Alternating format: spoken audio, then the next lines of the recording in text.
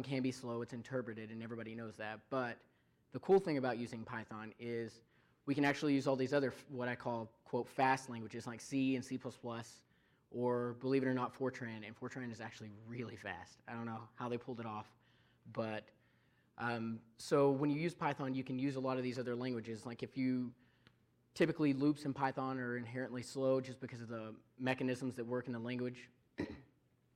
So if something is really slow, you can push it down to the C layer or C++ or something like that, and it's usually pretty trivial to make that kind of jump into the other layer, and then magically your speed will go a lot faster. There's other projects that I don't have a lot of time to mention, but like Cython and PyPy and other things in the Python community where people are trying to solve big problems to make things go fast just because we like writing in Python. So that's another really nice thing. Also, Python works for other virtual machines and platforms, so it's not too difficult to hook into something like Jython if you need to run on the JVM, or if you, for some reason, you want to connect to .NET. In theory, that's possible. I haven't actually done it, but you can use IronPython, I think, that runs on the CLR. Again, I've never actually done that, so that'd be interesting to see if someone has. But the idea is just that by using Python, we're not actually marrying ourselves to using Python everywhere if it's not the right choice. By using Python, we still keep a lot of that flexibility by using other stuff as well for like what it's good at.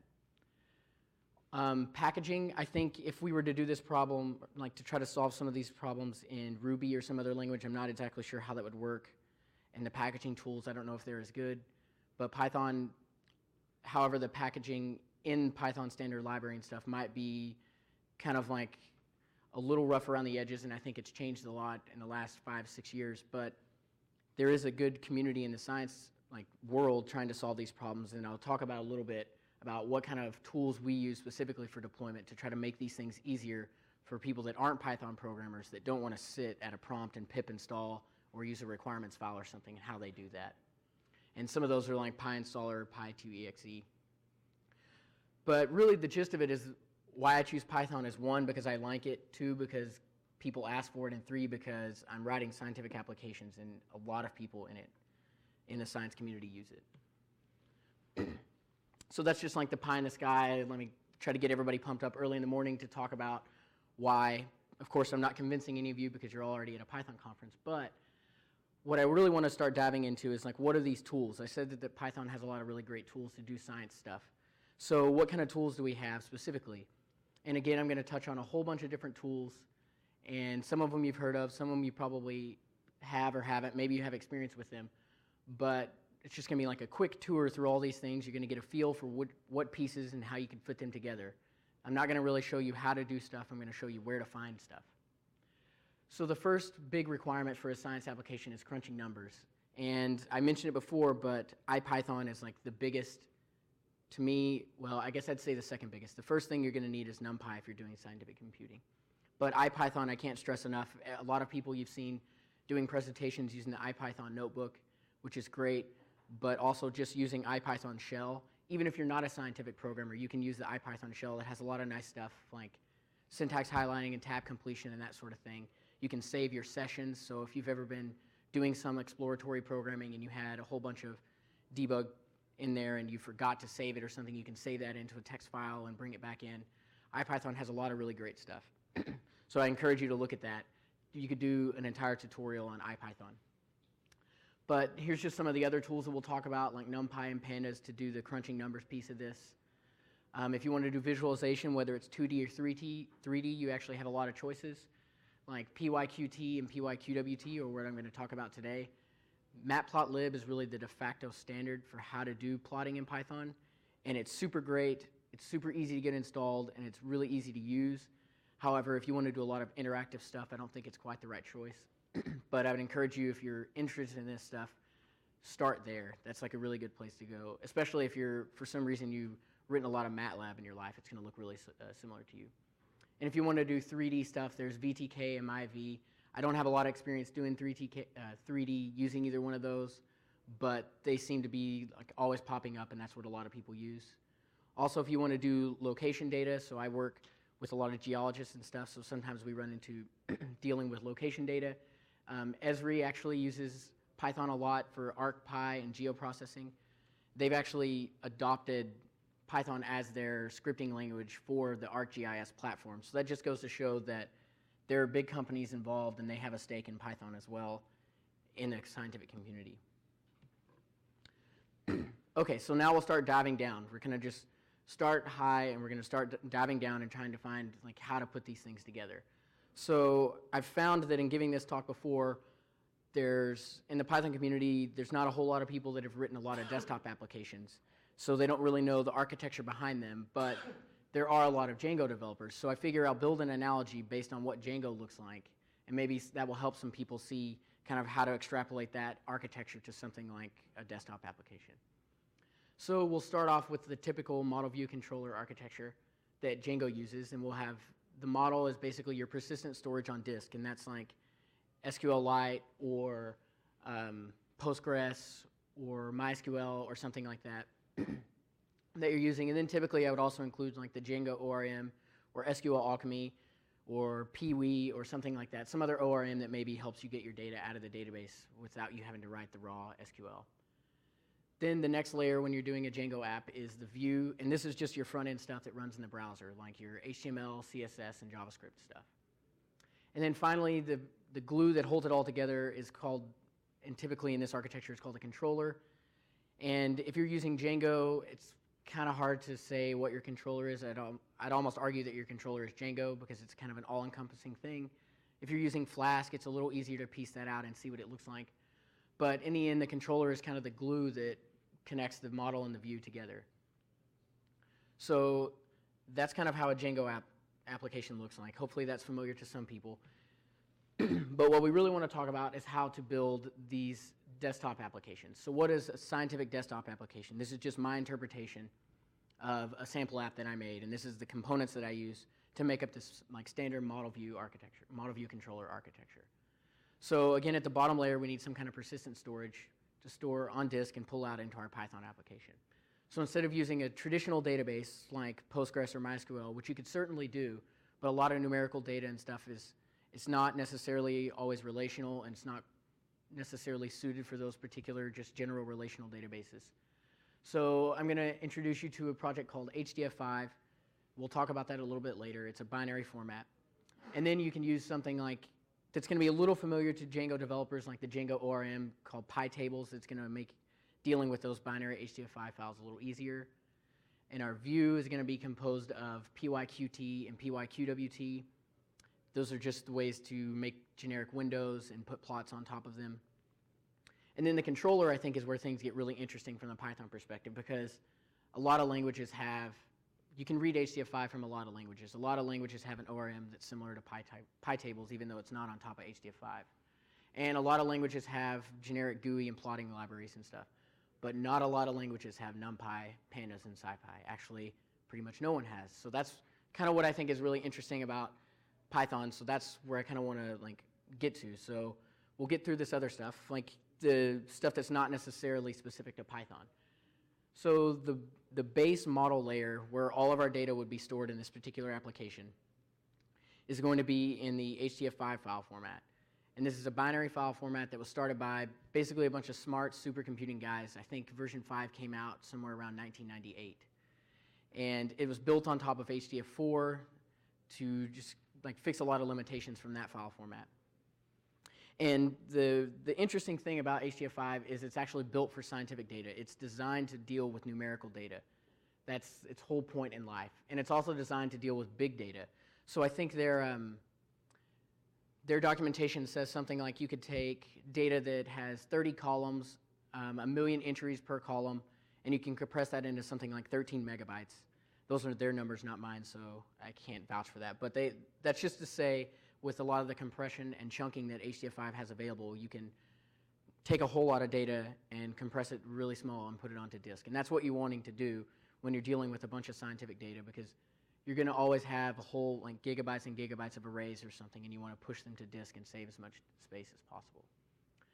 Also, HDF5 is kind of interesting. It's not a relational kind of model. It's a hierarchical model. So if you're familiar with the way the Linux file system works, it's going to look like that. You have a root at the top. You have some nodes off of that. You can call them tables and that sort of thing. But the gist of it is that it's a hierarchical format, not a relational one, which is a little hard to wrap your head around when you first start using it.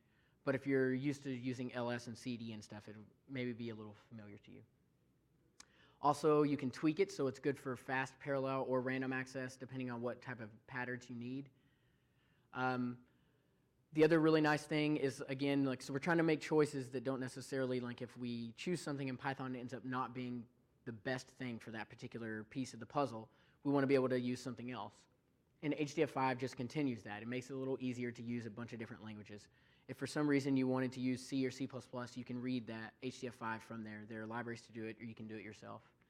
It's a portable binary format that works on multiple platforms, and you can pretty much every language, because it's been around for so long. You could even read it from Java or Fortran or something like that if you need to.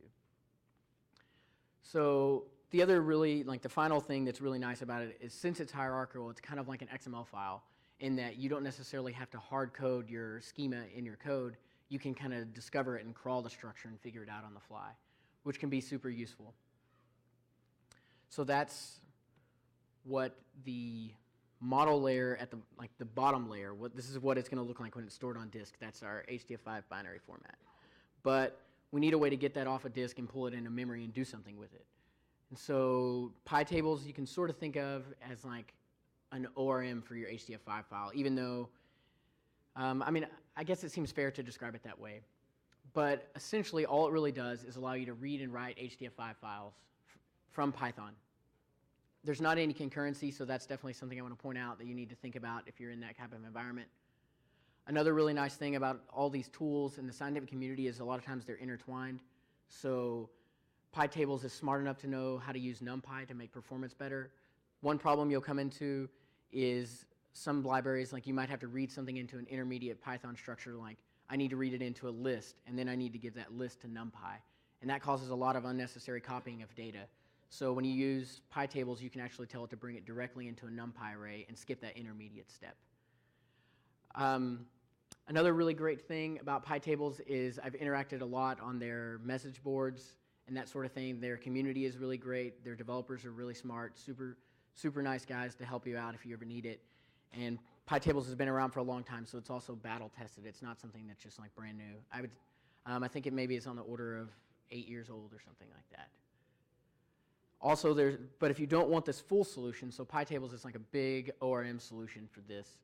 But say you want to get closer to the bare metal and you don't need a lot of the indexing features or like ORM-like features, and you want to do this from Python, you can use a project called H5Py, which in my experience, just raw reading and writing HDF5 files is faster with H5Py because there isn't this overhead of all this complexity that kind of PyTables tries to pack on top for you. So here's just like a trivial example of what something looks like, just to give you an idea that it's not, even though it's a hierarchical structure, PyTables can sit on top of this and make it feel a little more SQL-like to you.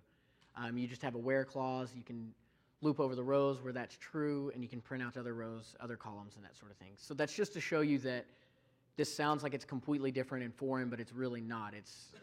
PyTables tries to bridge this gap and make it a little easier for you to understand how HDF5 files work.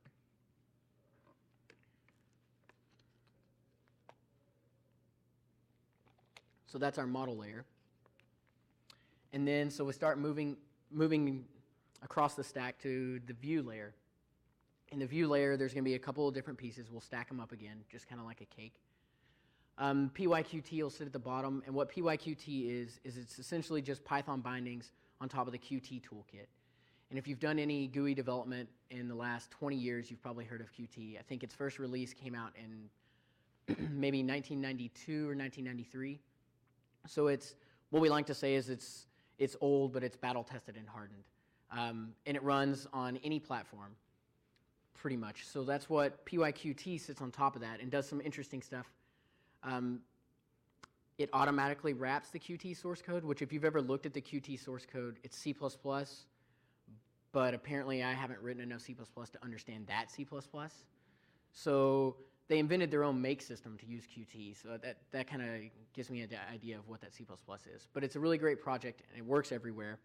And it provides you a lot of generic UI widgets. So if you're going to build a desktop application, some of the first things you're going to need are like menu bars and scroll bars and windows and all this stuff that's probably not super interesting for someone who's just trying to get their job done and needs to throw up a window.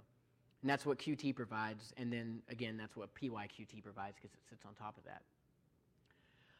One thing to note that's interesting is Qt is really big. Like I said, it's been around for a long time, and it's not just a GUI library. Oddly enough, there's XML stuff, there's network programming, you can do SQL stuff with it. There's all sorts of different things inside the Qt library. And last, one thing to note, if you're using PyQt, it is released under the GPL, and you can buy licenses for it. I think they're relatively cheap. But if you're doing some open source stuff, you might want to switch to a project called PySide because it's released under the LGPL. And the nice thing about PySide is its API tries to mirror exactly the way PyQt works. So, and I've tested this, and for the most part, it's actually really easy to switch between the two. You kind of just change your imports, and they have everything set up so that it's pretty easy to switch back and forth if for some reason you need to do that. PySide is actually quite a bit newer, but it's doing the same kind of stuff that PyQt is. It's really the main difference is that licensing issue, if that's going to be a problem for you or not. Okay, so now we've got PyQt, and that gives us all these generic UI widgets. But ultimately we need to plot something for a scientific application because users don't want to just look at some window with a title bar. That's not super useful. So PyQt comes in and does that for us. And again, it's the same story as PyQt. And what it does is it sits on top of a C++ library called QWT that's been around for a long time, developed specifically for science and engineering applications. But it's meant to make it easy to do plotting. So this uses a lot of PyQt primitives.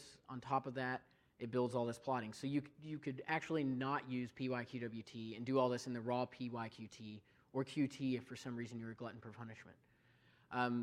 The weird thing about these two projects is they can feel a little bit awkward at times because of the interesting way that they wrap the C++ code using a project called SIP. So there's like some automatic magic that kind of happens to the way this Python code is generated and these bindings are created. A side effect of that is the docs for Python are actually really bad. I tend to use the C++ documentation and look at the C++ documentation and translate that into Python. It's usually not a problem. All the method calls or everything are usually exactly the same because it is auto-mapping all of this stuff in code. But that's something you'll want to think about if for some reason you really have a distaste for C++ and you don't even want to see the documentation for C++. It's going to be pretty hard to use these projects, I think. Another thing to note is PyQwt doesn't have, it's really stable. I've used it for years. It's a great project. The problem with it is it doesn't have a lot of active development. So it's kind of considered, I gather from searching around online and seeing the developer forum and stuff that it's assumed to just be complete. So if there's something in there that you might want that's not in there, you're probably not going to get it unless you create it yourself. However, there's something I can recommend to do that sort of thing if you want to plan for the future in some project that's going to have a lot of active development. PyQt Graph is something that I've been playing around with a lot lately. It's essentially a replacement for PyQwt, and they claim that it's just as fast, and in some instances actually faster than PyQwt. But the interesting thing is it doesn't rely on the C++ QWT project at all. It's pure Python sitting on PyQt using the graphics view, Qt's graphics view under the hood, so it's a little closer to the metal, using Qt and that sort of thing, not using QWT at all. And they also use numpy internally to try to get a lot of better performance. And I believe it can also do 3D stuff. However, I haven't actually ever done any 3D stuff with it myself. So that's just to say that if you're wanting to do plotting and you're using Python, if I was starting brand new today or something, I think I would probably try to use PyQt Graph. Although there are some caveats with deployment that I'll talk about later with that particular project. So those are the things that every language has. And they're nice, and we definitely have to have them, but I think the controller is where things start to get really exciting from a Python point of view. And the first thing that I want to mention is what I consider to be the foundation of any scientific application you're going to write in Python, and that's numpy. It's been around for a long time. It was able to come out of a couple different array libraries in Python, so it learned a lot from like numarray and those other things. And essentially, I feel like I'm doing it a little bit of injustice by just saying it's arrays with brains, because there's a whole lot of stuff in there that's not just array code. But essentially what it gives you is an array data structure that is super fast, has fast element-wise operations. We'll see kind of what that means in a little bit. Has some smart memory management and copy semantics to try to keep you from copying unnecessarily. The interesting thing about it is it's used everywhere. Pandas uses it, PyTables, like I mentioned, uses it, PyQt graph uses it. So it's definitely a great building block to build your application on. It's really just really fast arrays where they took a lot of the code and used Python and C and other projects to make really fast array data structure. So I mentioned earlier that loops are really slow in Python, and that's just because of the mechanism. Like Python for loops have a lot of stuff under the hood, and they're really nice, and you can connect to them and do a lot of interesting things, but they're actually really slow if you want to do scientific computing. So the idea is you want to vectorize your operations or use fast element-wise operations, like I mentioned before.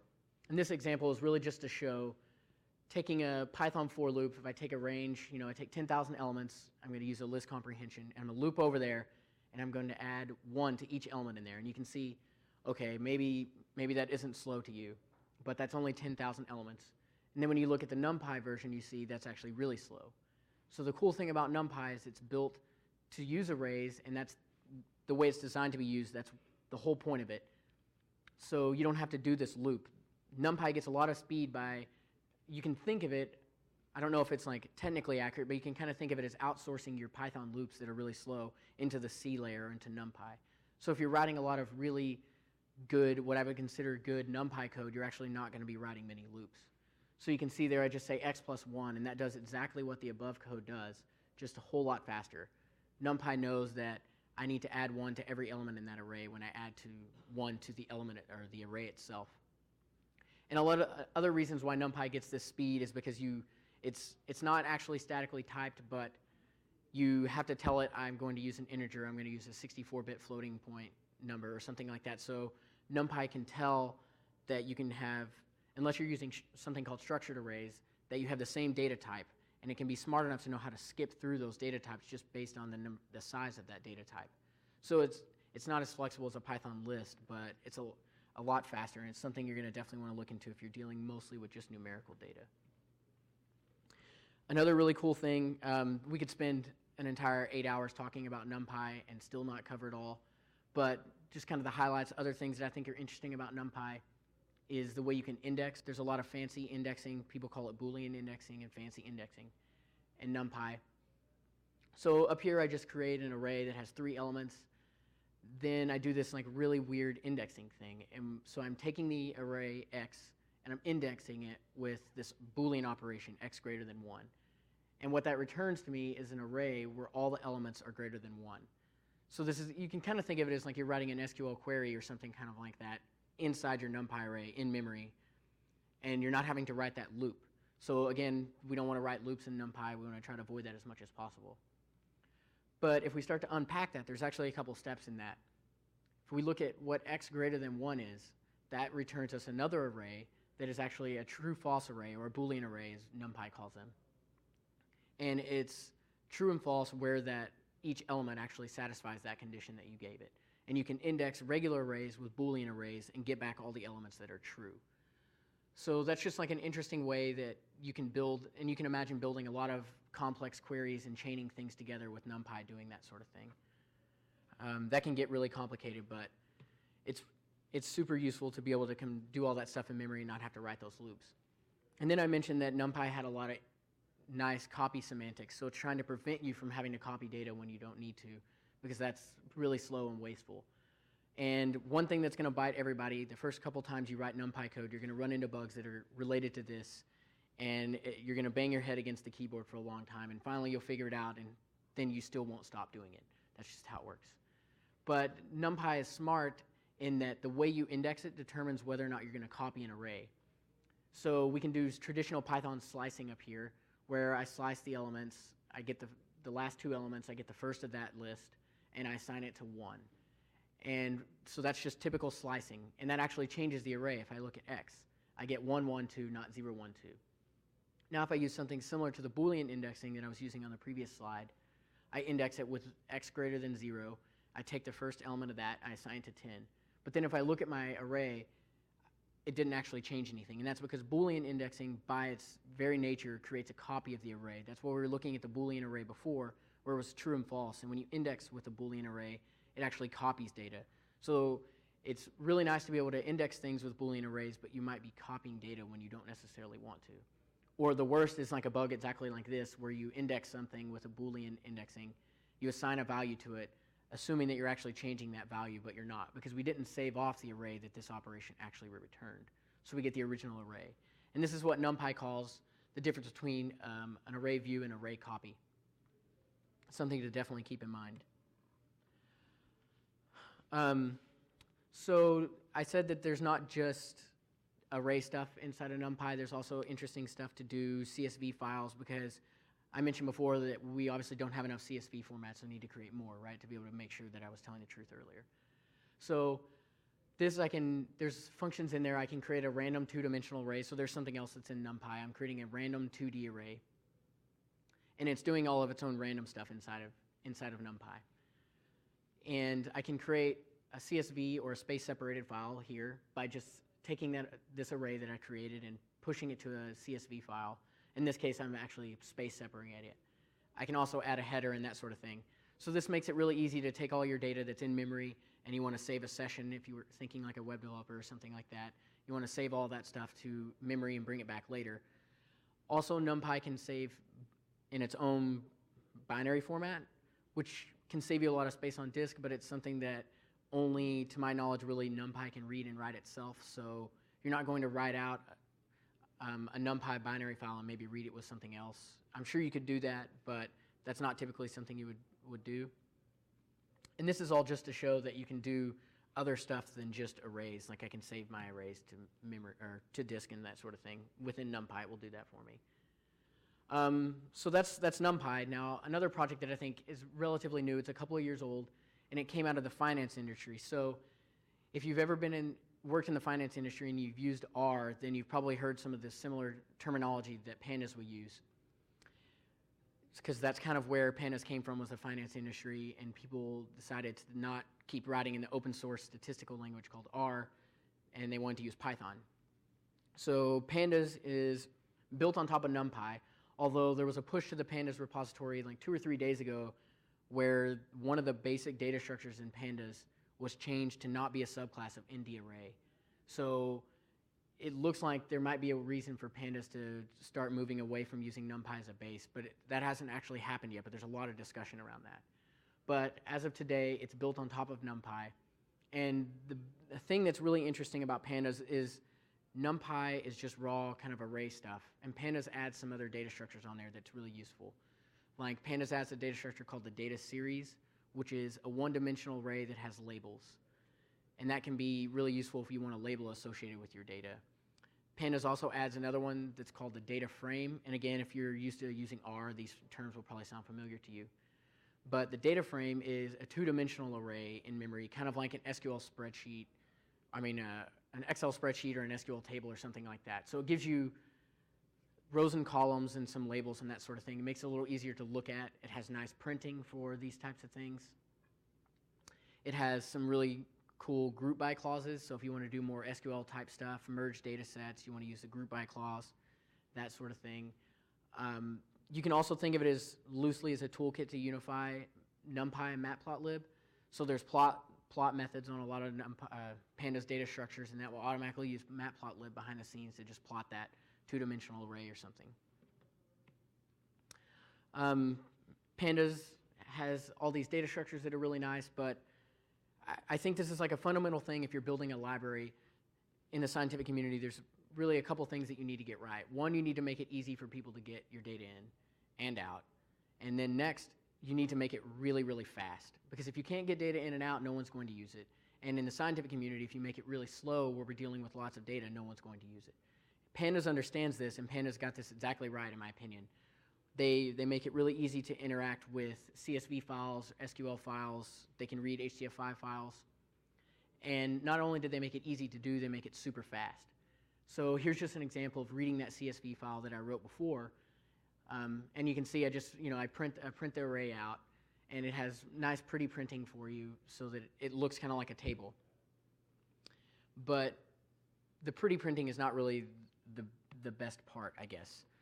So Panda uses a project called Python, and you can think of Python as kind of like trying to add static types to Python. So what you do is you put these little annotations around your code to say this is an integer, this is a floating point value, or something like that. And then the compiler can know how to optimize those things and run a lot faster. And Pandas uses Python to do really, really fast dealing with CSV files. So Pandas is heavily optimized their data input and output so that they can get data in and out really quickly. This is just like a small example I took of a file that was relatively small. It had 26 columns, 1,000 rows, and I used the read CSV file, Pandas, to read that file in. You can see it took a little over half a second.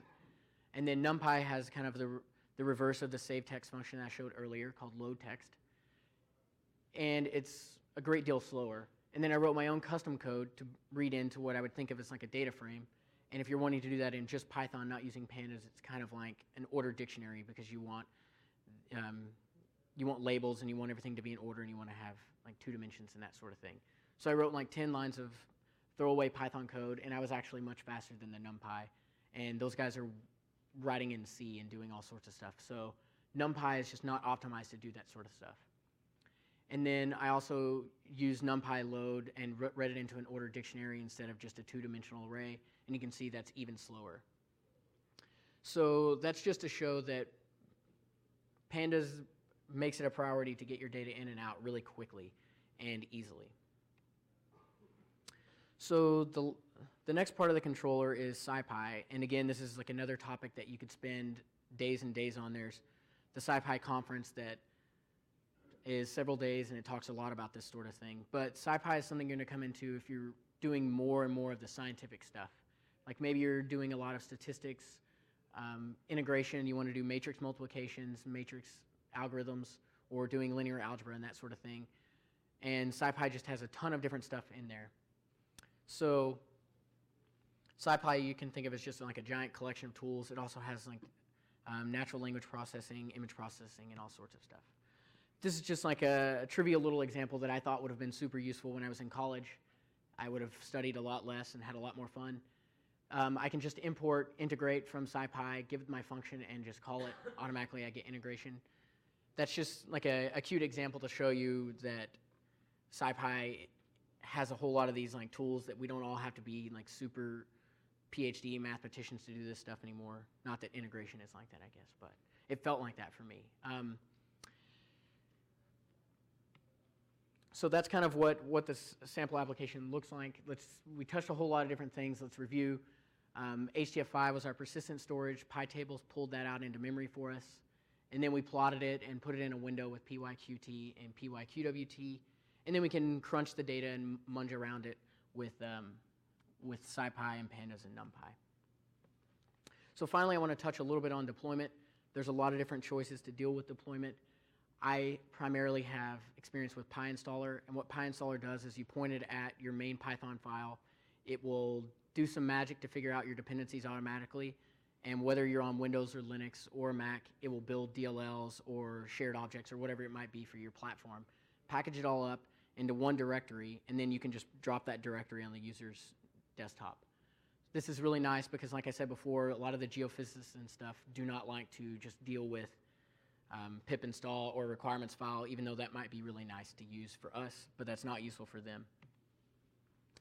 Pyinstaller is customizable. You can use this hook architecture they have to hook into different stuff to tell it how to load your dependencies and that sort of thing.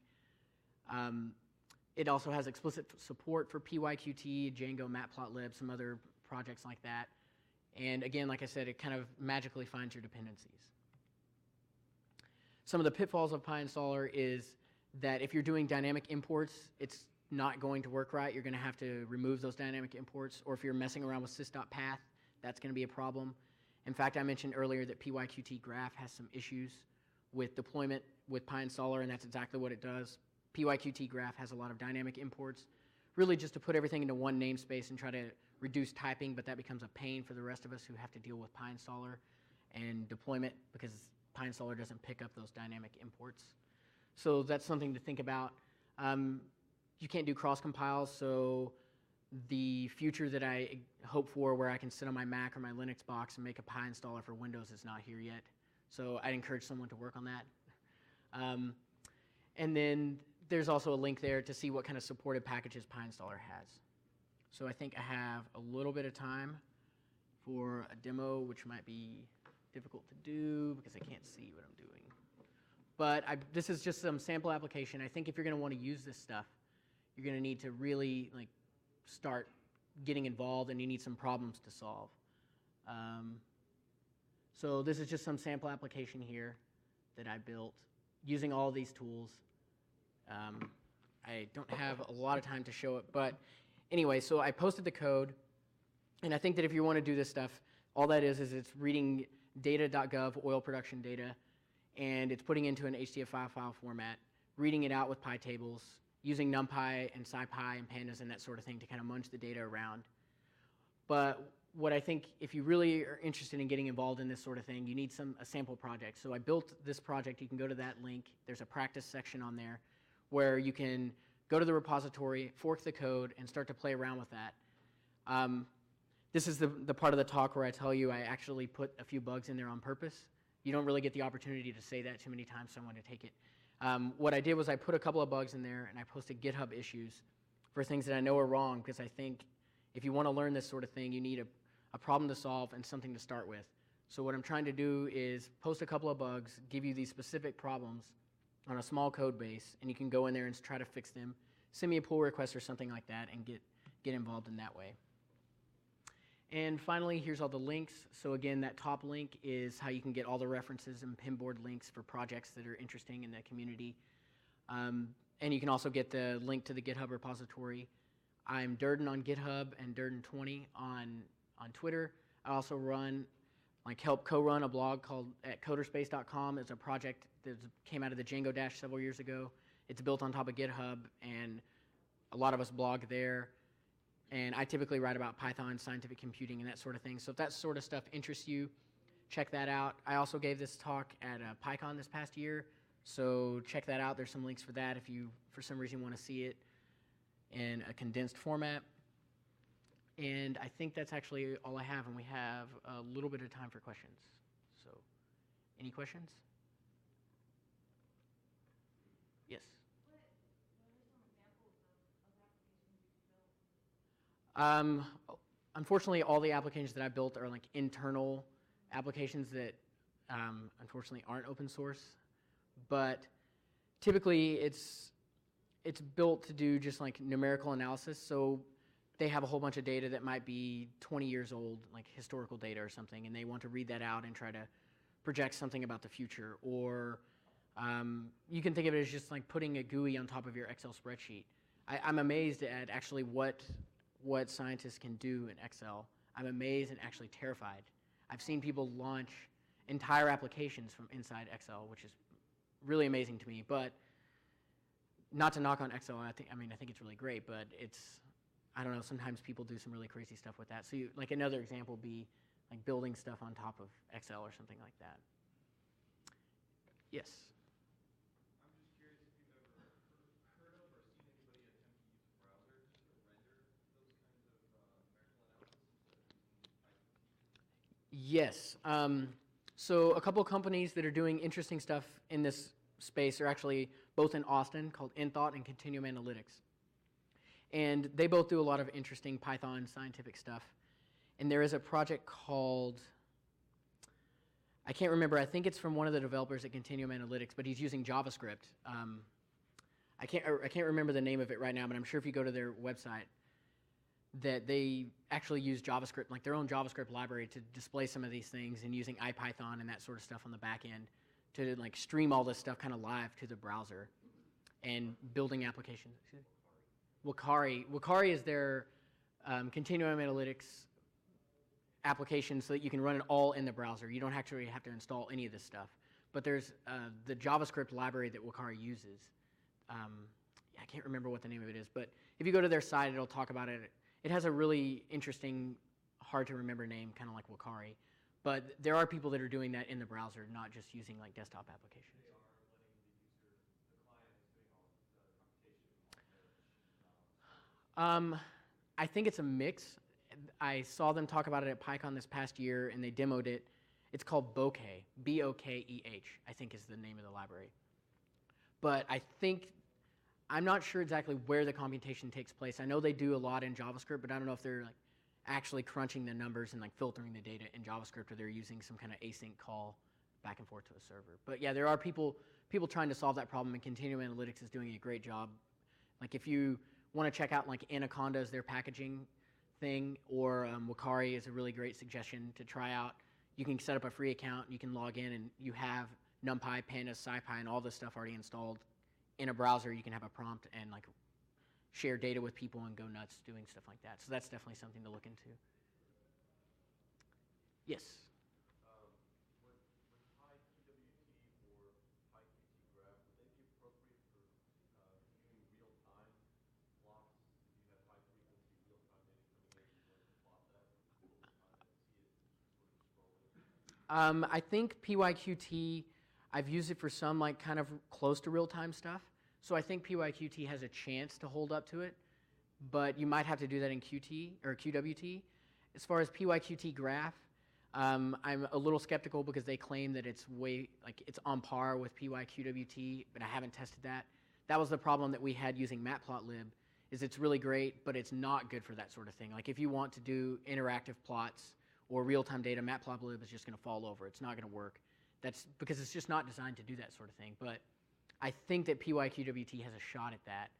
But again, I hesitate to really suggest it for people because it seems like the development is really kind of like slowed down and almost stalled on it at this point. Any more questions? Have you ever used, I think it's been renamed as PyJamas or the GWT kind of Python competitor? No, the question is, have I ever used PyJamas? It's like a GWT. Yes, it's a user interface builder. It converts Python into JavaScript pages. Oh, okay, so it converts Python into JavaScript so you can run it. Google's GWT, GWT. No, I don't have any experience using that sort of stuff. All right, thanks everybody for coming.